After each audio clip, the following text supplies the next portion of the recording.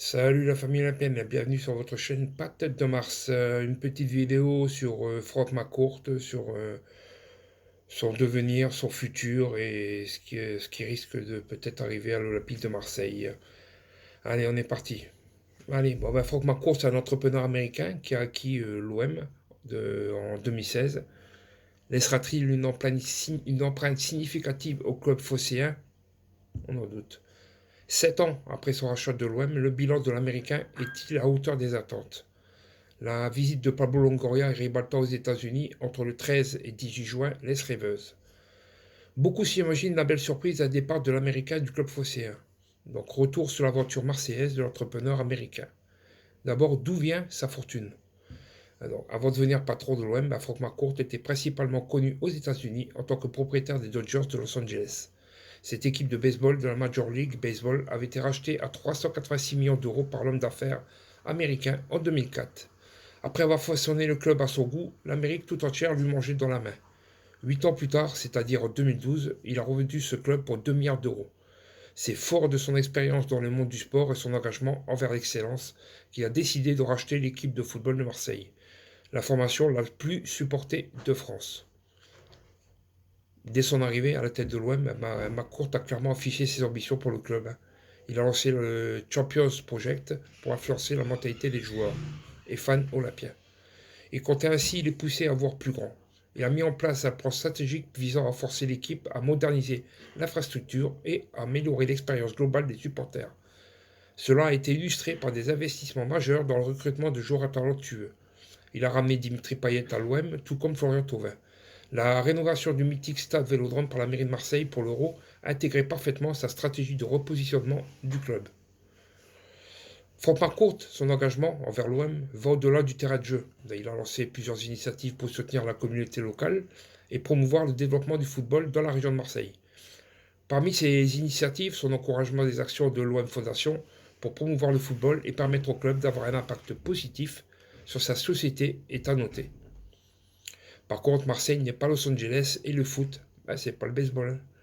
7 ans de présence à la tête du club plus tard, on est obligé de regarder le bilan de l'Américain. Le mandat de McCourt n'a pas été sans difficulté. Sous son air, l'OM connaît des hauts et des bas sur le plan sportif. Son succès à Los Angeles dans le baseball n'a pas été hérédité à Marseille. L'année de l'arrivée du Bostonien, l'OM avait terminé l'exercice à la catastrophique 13e place de Ligue 1, c'est-à-dire en 2015-2016. L'année suivante, en 2017, Marseille monta à la 5e place et les fans se prirent à rêver grand. Avec l'Américain, la progression est lente. L'équipe termine 4e au classement de Ligue 1 en 2018. Sauf que l'année d'après, les choses vont moins bien. Les Marseillais finissent à la 5e place du championnat. Grosse remontée en 2020 avec la 2e place derrière le Paris Saint-Germain, sous l'ère Covid. L'optimisme revient en ce moment-là et même si la publicité du Champions Project est moins intense, les fans s'imaginent que leur club se rapproche de nouveau des sommets. La saison 2021 provoque un gros doute dans l'esprit des Olympiens qui la terminent à la 5e place. Plus d'une personne dans la cité phocéenne comprend alors que l'ère Franck McCourt sera plus qu'un ascenseur, qu'une remontée en puissance du club. Marseille monte un tout petit peu, mais descend très bas. Cette situation favorise l'émergence de la rumeur de la vente de l'OM et les fans la soutiennent. Les supporters marseillais n'y croient plus au Champions Project de Franck McCourt, que même l'Américain n'évoque d'ailleurs plus. Alors, sur la vente de l'OM, pourquoi Franck McCourt y gagnerait, Donc, on fait un petit retour sur l'Olympique de Marseille, à la 2e position de la Ligue 1 la saison 2002, l'année dernière. Mais plutôt que viser l'exploit de AS Monaco devant le PSG en 2017 ou celui de Lille de 2021, le club recule au classement. L'OM terminera cette saison 2023 à la 3e place derrière le RC Lens. Forcément, l'heure du bilan de Franck McCourt est arrivée et il ne se concentrera pas que sur le seul niveau de l'entraîneur. Surtout parce que Igor Tudor, après André Villas-Boas et Jorge Sampaoli, a décidé de prendre la poudre d'escampette à la fin de la saison de Ligue 1. McCourt a certes montré sa détermination à soutenir le club et à relever les défis, mais les difficultés au club sont d'un niveau supérieur à ses capacités. Sa nomination de Pablo Longoria au poste de président du club participe à son envie d'être au plus près des problèmes rencontrés par l'équipe. Ce n'est malheureusement pas pour autant qu'il applique les meilleures solutions pour réussir son pari de rapprocher l'OM au niveau où l'avait hissé Bernard Tapie.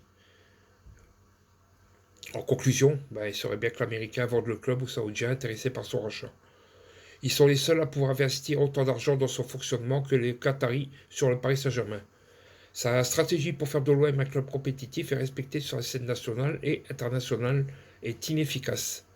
La raison voudrait qu'il passe le tablier. Le peuple phocéen, lui, en serait vraiment reconnaissant. Selon le quotidien et la Provence, Pablo Longoria et Javier Ribalta sont attendus aux États-Unis entre le 13 et 10 juin pour le rendez-vous annuel avec l'Américain. Se dirige-t-on vers une belle surprise à départ du Bostonien ou est-ce juste à traiter de l'ennuyante question de la validation du choix de futur entraîneur? Wait and see, nous allons bien voir. Donc, Franck McCourt, toujours pas si digéré que ça, au sein de la ville de Marseille, au sein du supporter de l'Olympique de Marseille. Donc, nous allons bien voir tout ça d'ici quelques jours, quelques semaines, avant la fin du mois peut-être, avant le début du championnat, qui sait, on ne sait pas.